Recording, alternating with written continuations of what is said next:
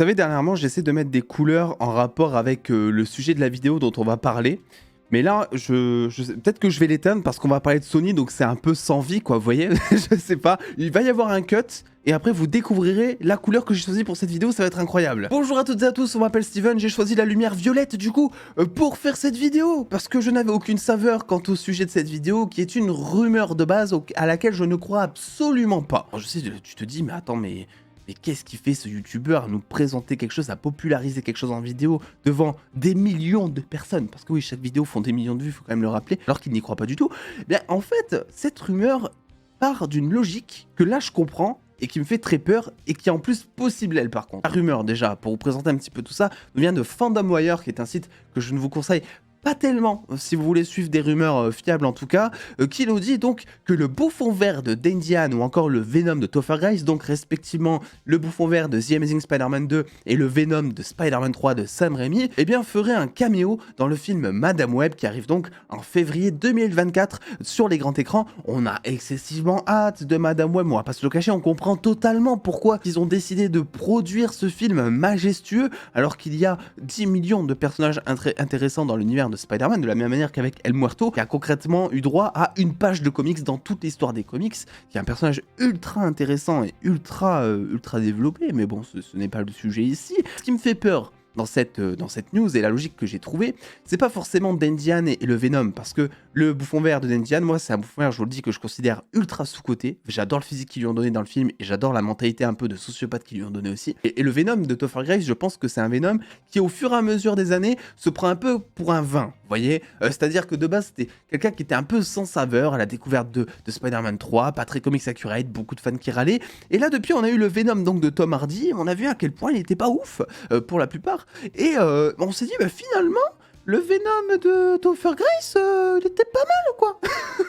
Au-delà de tout ça, parce que comme je vous l'ai dit, je sais pas si cette news est fiable du tout, mais c'est la logique qui me fait très peur. Qu'est-ce qu'a fait Sony ces dernières années? Ils ont pris Venom, ils l'ont adapté en licence, en franchise, parce que c'est un méchant, si ce n'est le méchant peut-être le plus populaire de l'univers de Spider-Man, et celui que tu peux absolument développer pour avoir son propre film solo, parce qu'en soi, c'est un anti-héros, et donc par définition, tu peux le rendre tout gentil à l'écran, et ne pas mettre ton film rated R pour éviter de mettre du sang, et pour attirer beaucoup plus de public, et pour faire un maximum de thunes, n'est-ce pas? Ils ont fait ensuite de ça Spider-Man avec Tom Holland, au début, avec la collaboration de Marvel, jusque-là, tout allait bien, puis ensuite est arrivé Spider-Man No Way Home, un film que moi j'ai apprécié, que je considère toujours comme étant un de mes films les plus marquants de ma vie pour être honnête, mais qui objectivement derrière, je me dis bah non, mais ce film il est pas ouf quoi, il est éclaté même, parce que scénaristiquement c'est mal écrit, il y a des facilités, il y a des incohérences, mais ça n'empêche pas à côté d'apprécier le film, hein. C'est pas ce que je dis, c'est juste que pourquoi est-ce qu'on a apprécié ce film? Parce qu'il y a la nostalgie. Parce que tu te retrouves, quand t'es fan de Spider-Man comme moi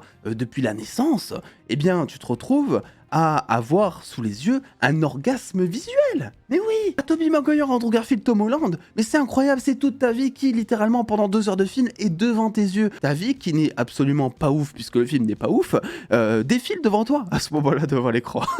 Donc tout comme Venom, on était sur cet aspect j'intéresse les fans, absolument coûte que coûte. Ensuite, qu'est-ce qui va arriver? Morbius.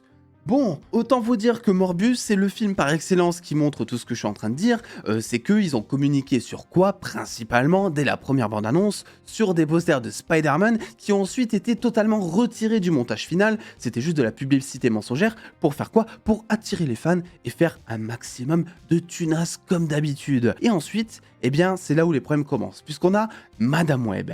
Madame Web, tu te dis, bah, c'est un projet qui peut être intéressant, un projet qui plus est féminin, ça sera une première pour Sony qui va mettre un héros justement féminin à son centre et tout, ça va le moderniser, c'est un personnage qui en plus n'est pas si connu que ça, donc pourquoi pas tu te dis, mais les problèmes justement arrivent quand tu commences à connaître un petit peu le personnage et que tu connais justement toute la logique de fanservice que je viens de vous traîner avec Madame Web. Le personnage, bien que je ne le connaisse pas à 100% sur le bout des doigts et des orteils et des cheveux, bien qu'il m'en reste très peu maintenant, attends, ils vont vraiment croire que je suis chauve alors que pas du tout, putain. Ah, est-ce qu'on peut le couper au montage ça? Non, je n'enlèverai pas ma casquette pour prouver aux gens qu'il me reste des cheveux. Je suis décoiffé, Thierry. Madame Web, ce qu'il faut se dire, c'est que c'est un petit peu le Sony Multiverse of Madness. C'est le Doctor Strange. C'est ça, c'est ce qu'ils vont faire, j'en suis persuadé. Madame Web est un personnage qui, dans les comics, intervient auprès de plusieurs univers et surtout plusieurs Spider-Héros. Je vais appeler ça comme ça. T'as du Spider-Gwen, t'as plusieurs Spider-Man qui viennent de plusieurs univers, etc. Donc en théorie, on peut absolument ramener absolument tout le monde juste avec ce film. Et ça arrangerait bien Sony, ça. Vous savez pourquoi? Parce que la scène post-crédit de Morbius était un aveu de faiblesse complet. Ça signifiait limite, on te disait devant toi, on ne sait pas ce qu'on fait. La scène post-crédit n'a aucun sens. Mais vraiment, t'as le vautour qui comme ça par magie est téléporté dans l'univers donc de Morbius, alors que ça n'a vraiment mais aucun sens avec ce qui avait été expliqué justement dans Spider-Man No Way Home. Alors je n'en doute pas une seconde non plus, ils vont très certainement trouver une explication rationnelle, on va dire, une explication tout court, hein. On va nous lancer juste un ta gueule c'est magique, c'est le multiverse, mais ça va être, voilà, ça va être expliqué. Mais là, ils se sont complètement plantés, mais vraiment. Ils ont besoin de magie pour reconstruire leur univers, ils ont besoin d'un miracle, hein, pour moi c'est ça. Ce miracle, c'est Madame Web qui va l'apporter, parce que elle utilise cette magie, on va dire, et va permettre de dire, bah en fait, c'était pas du tout Spider-Man No Way Home, c'était pas du tout à cause de ce film que le vautour s'est retrouvé dans l'univers de Morbius. Non, c'est Madame Web. Donc voilà, et c'est pour ça que ce film me fait si peur que ça, c'est parce que je sens qu'ils vont jouer sur le fanservice.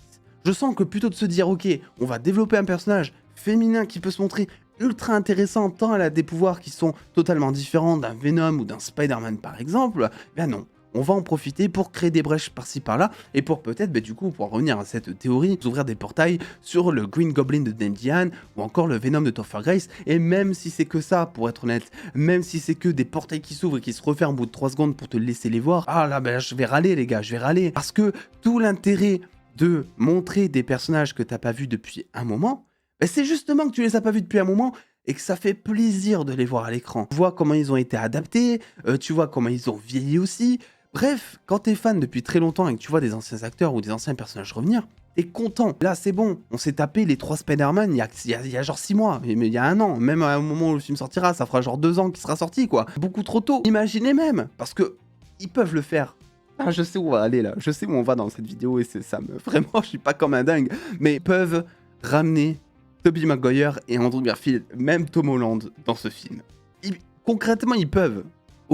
Voilà, je dis pas que ça va être fait, je pense pas que ce soit probable, parce que faut pas déconner non plus, ils savent que ça n'a aucun sens. Ils savent que s'ils veulent faire jouer le multiverse et faire ramener d'autres personnages, autant ramener d'autres qui feront plaisir aux fans, comme le Green Goblin et le Venom par exemple, j'en sais rien. Tout comme ils peuvent aussi, et là ça serait la pire erreur, selon moi, parce qu'il faut pas toucher à ce film, peuvent ramener le Spider-Man de Miles Morales en live action. Là, ça aurait un sens quelque part, parce que tu te dis, ok, qu'est-ce que fout ce film Spider-Man Into the Spider-Verse? Qu'est-ce qu'il fout là tout seul en film d'animation, tu vois? T'as l'impression que quelque part, ils vont réussir, ils vont essayer de faire ça, d'autant plus que maintenant, on le sait, là, ça va être les derniers films du Spider-Man de Tom Holland, on sait très bien ce qui va se passer plus ou moins après, c'est qu'ils vont switcher avec le Spider-Man de Miles Morales. En théorie, c'est ce qui devrait se passer, ça fait maintenant quelques mois qu'on parle même de l'arrivée de Miles Morales, on en parlait même au moment où le premier teaser de Spider-Man No Way Home a été diffusé, où on pensait déjà que Miles Morales allait potentiellement être dans le film. Donc c'est pas quelque chose de nouveau. Le problème, ça serait qu'ils ramènent le Spider-Man des films d'animation, qui pour moi est un chef-d'œuvre, dans cet univers cinématographique live-action